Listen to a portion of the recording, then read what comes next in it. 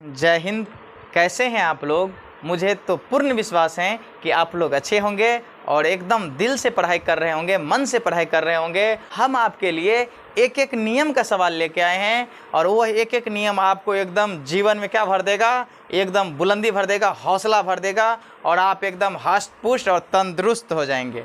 ठीक है, ये एक एक नियम का सवाल सीख के आप हष्ट पुष्ट और तंदुरुस्त रहेंगे। आइए हम समझाते हैं आपको एक एक नियम का सवाल। एकदम स्किप मत कीजिएगा, बढ़िया से वीडियो को देखिए, आपको एकदम बहुत अच्छा लगने वाला है एक एक नियम का सवाल। ठीक है, शुरू करते हैं। देखिए सवाल क्या है कि 72 पुस्तकों का भार 9 केजी है, ऐसी 40 पुस्तकों का भार कितना होगा। ठीक है, आइए एक एक नियम से इसको बनाते हैं। तो सबसे पहले क्या लिख देंगे हम लोग, हल। क्या करते हैं इस सवाल का हल, तो करिए तो हल आप। तो लिखेंगे चूँकि 72 पुस्तकों का भार 9 केजी है, तो चूँकि 72 पुस्तकों का भार कितना केजी है, बराबर 9 केजी। 72 पुस्तकों का भार कितना केजी, 9 केजी। तो सबसे पहले हमें एक पुस्तकों का भार निकालना पड़ेगा। तो लिखिए यहाँ, इसीलिए एक पुस्तक का भार, एक पुस्तक का भार, एक पुस्तक का भार क्या होगा, तो 9/72 केजी, 9/72 केजी।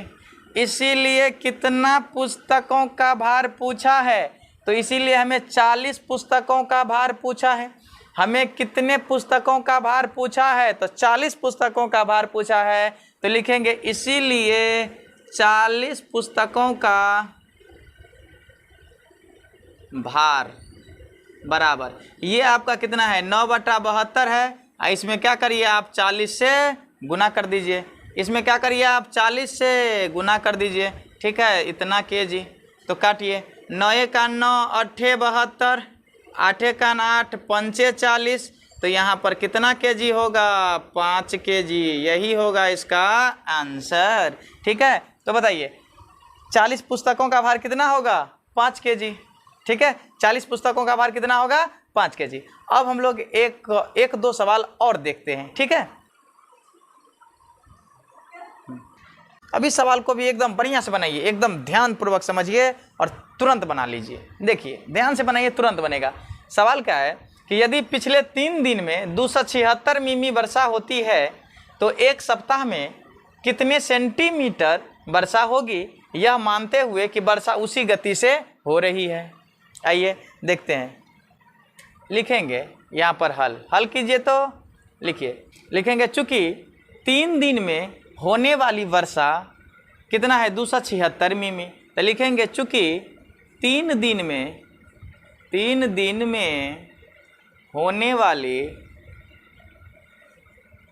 वर्षा, चूँकि 3 दिन में होने वाली वर्षा कितना मिमी है, कितना मिलीमीटर, तो है 276 मिलीमीटर यानी मिमी।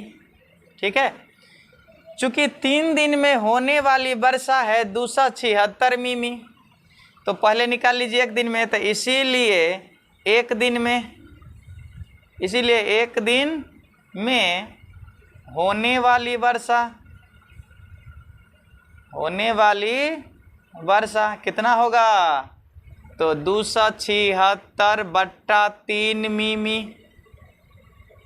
ठीक है, देखिए चूँकि 3 दिन में होने वाली वर्षा 276 मिमी, इसीलिए एक दिन में, तो एक दिन में निकालेंगे तो 3 से भाग देना पड़ेगा कि नहीं, तो इसीलिए एक दिन में 276/3 मिमी। इसीलिए कितना दिन में, तो एक सप्ताह में। इसीलिए एक सप्ताह में पूछा है, तो एक सप्ताह में कितने दिन, तो एक सप्ताह में 7 दिन। तो लिखेंगे इसीलिए 7 दिन में होने वाली वर्षा, 7 दिन में होने वाली वर्षा कितना होगा बउआ, तो ये होगा 276/3। तो लिखिए ही लिखिए, उसमें 7 से क्या कर दीजिए, गुन्ना। 7 से क्या कर दीजिए, गुन्ना, तो इतना होगा ये मिमी। ठीक है, इसमें 7 से क्या कर दीजिए, गुन्ना। अब इसको क्या करिए आप, काटिए। ठीक है, काटिए तो काटिए, तो काटेंगे तो कितना होगा, 3 से काटिए, तो 3 9 27 और 3 दूनी 6। ठीक है, 92 हुआ। यानी 92। तो इसको क्या करिए आप, 92 गुने 7 इतना होगा मिमी। अब 92 7 को गुना करिए तो 7 दूना 14 का 4 हासिल 1 और 9 7 63 है 1 64, कितना होगा 644 मिमी। अब कहिएगा कि सर यही होगा आंसर। नहीं रे बउआ, ये आंसर नहीं होगा, क्योंकि सवाल आपको सेंटीमीटर में पूछा है, ये तो मिलीमीटर में आया। तो मिलीमीटर से हम लोग क्या करेंगे, सेंटीमीटर में बदलेंगे। तो 10 से भाग, क्या करेंगे 10 से भाग, तो 644 बट्टा 10 ये क्या हो जाएगा सेंटीमीटर यानी सेमी में। तो भाग दीजिए तो कितना होगा, एक अंक के बाद दशमलव यानी 64.4 सेंटीमीटर यानी सेमी। ये होगा इसका आंसर। ठीक है, अब हम लोग क्या करते हैं, एक दो सवाल और देखते हैं। चलिए हम लोग अगला सवाल देखते हैं। कहता है 4 दर्जन केले का मूल्य 60 रुपया है, तो 12.5 रुपया में कितने केले खरीदे जा सकते हैं। ठीक है, आइए सबसे पहले सवाल में दिमाग लगाइए। सवाल कहना क्या चाहता है। तो हमें कहना चाहता है कि यहाँ पर पूछा है, यहाँ पर सवाल पूछा है कि 4 दर्जन केले का मूल्य 60 रुपया है, तो 12.5 रुपया में यानी 12 रुपया 50 पैसा में कितने केले हम खरीद सकते हैं। आइए तो सबसे पहले क्या करेंगे, सुनिए। 60 रुपया में कितना दर्जन केला, 4 दर्जन। तो 60 रुपया में केलों की कुल संख्या कितनी। तो यहाँ पर लिखेंगे, यहाँ पर लिखिए ना, हल कीजिए, हल। चूँकि 60 रुपया में खरीदे जाने वाले केले की संख्या कितना होगा, दिमाग लगाइए। 60 रुपया में आप कितने केले खरीद सकते हैं, तो कहिएगा 4 दर्जन। तो संख्या में पूछा है तो क्या करिए, 12 को 4 से गुना कर दीजिए, क्योंकि दर्जन 4 दर्जन पूछा है, 1 दर्जन होता है 12 का। तो 12 चौका कितना 48 केले। कोई तकलीफ। तो बताइए 60 रुपया में कितने केले, तो 60 रुपया में 48 केले। इसीलिए कितने रुपया में पूछा है, तो 12 रुपया 50 पैसे में। तो सुनिए, तो 60 रुपया में कितने केले, 48 केले। तो लिखेंगे इसीलिए क्या पूछा है, 60 रुपया में खरीदे जाने वाले केलों की संख्या है 48, इसीलिए 1 रुपया में, इसीलिए 1 रुपया में खरीदे, 1 रुपया में खरीदे जाने वाले केले की संख्या। तो बताइए 1 रुपया में कितना खरीद सकते हैं, जब 60 रुपया में 48 केला खरीद सकते हैं, तो 1 रुपया में कितना, तो क्या होगा, तो 48 बट्टा 60। ठीक है, इतना केले।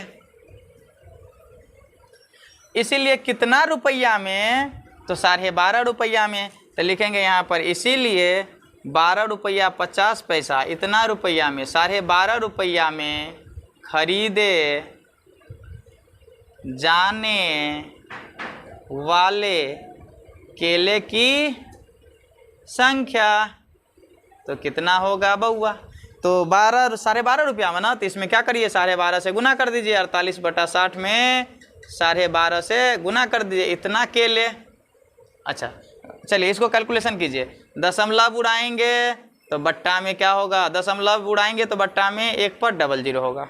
ठीक है, चलिए ये 0 से ये 0 खत्म। देखिए इस 0 से 0 खत्म हो गया। अब इसको काटिए, 5 से काटेंगे तो 5 दूनी 10, 5 25, 5 से काटिए तब 5 दूना 10 होगा। अब देखिए 2 से काटिए, 2 1 2, ये होगा 24 दूना 48। इसको फिर आप क्या करिए, तो 12 से काटिए तो 12 पंचे 60 और 12 दूना 24, 5 1 5, 5 पंचे 25। तो कितना होगा, ऊपर ऊपर गुना करके तो 5 दूना 10 केले। कितना होगा, 10 केले आंसर। ठीक है, चलिए ये लगता है कैलकुलेशन उतना फ्रेश नहीं दिखे में आ रहा है। अच्छा एक काम करते हैं, कैलकुलेशन को हम 2-3 मार्कर से प्रयोग करके बताते हैं। ठीक है, ध्यानपूर्वक देखिएगा। हमें 48 बट्टा 60 ज्यों का त्यों लिखना होगा, गुन्ने 12.5 रुपया है तो 12.5 ज्यों का त्यों। ठीक, चलिए तो क्या करेंगे हम लोग, 48 बट्टा 60 तो लिखना ही लिखना है। इसके बाद देखिए ये 12.5 गुना किए थे ना अभी जी, किए थे तो 12.5 कैलकुलेशन फ्रेश करना है। तो चलिए इसको आप दशमलव उड़ाएंगे तो बट्टा में कितना होगा 100, दशमलव उड़ाएंगे तो बट्टा में कितना होगा 100। अब चलिए एक एक मिलान से काटिए। पहले देखिए ये 0 से ये 0 ख़त्म होगा, ठीक है, ये 0 से ये 0 ख़त्म। अब आइए 12 चौके 48 12 पंचे 60 होगा। चलिए इसको काटिए, 5 कान 5 और 25 पंच 125 होता है, कोई तकलीफ। आइए फिर काटिए इसको, अब दूसरा मार्कर से काट देते हैं। देखिए तो ये क्या होगा, अब इस दोनों को काटिए तो 5 25 और 5 दूनी 10 होगा, 2 कान 2 और 2 दूना 4। अब ऊपर ऊपर गुना कीजिए तो ऊपर ऊपर गुना करेंगे तो कितना होगा 5 दूनी 10, 5 दूनी 10 यानी कि कितना केले, तो 12.5 रुपया में कितने केले आप खरीद सकते हैं, तो 10 केले। कितना केले, यहाँ पर भी केले लिख दीजिए। तो 12.5 रुपया में कितने केले खरीद सकते हैं, तो 10 केले। यही होगा आपका आंसर, ठीक है। अब हम क्या करते हैं, एक सवाल और देख लेते हैं। चलिए फिर एक लचकदार सवाल आपके सामने में है, आइए देखते हैं क्या है। कहता है साइना 3 महीने का किराया 7500 रुपया देती है, तो उसे पूरे वर्ष का किराया कितना देना होगा यदि वर्ष भर किराया समान रहे। ठीक है, देखिए एकदम ध्यान लगाइए। लिखेंगे यहाँ पर, हल करते हैं सवाल को, तो हल कीजिए। लिखेंगे चूँकि 3 महीने का किराया कितना है 7500 रुपया, तो यहाँ पर लिख देंगे चूँकि 3 महीने का किराया कितना है बउआ, 3 महीने का किराया है 7500 रुपया। ठीक है, 3 महीने का किराया 7500 रुपया। इसीलिए आप पहले 1 महीना का निकालिए। इसीलिए 1 महीना का किराया कितना होगा, 1 महीना का किराया बताइए, 1 महीना का किराया कितना होगा। तो चूँकि 3 महीना का किराया है 7500 रुपया, इसीलिए 1 महीना का, तो यहाँ पर क्या होगा 7500 बट्टा 3। इसीलिए कितने महीने का पूछा है, तो इसीलिए कितने महीने, तो सवाल पूछा है साल में, तो 1 साल में कितने किराया देना होगा, तो 1 साल में कितने महीने, तो 1 साल में 12 महीना। तो इसीलिए 12 महीना का किराया, 12 महीने का किराया कितना होगा, तो 7500 बट्टा 3 गुने 12। लाइन भी धोखा दे दी, खैर कोई बात नहीं, दिखाई में आ रहा होगा, समझ लीजिए।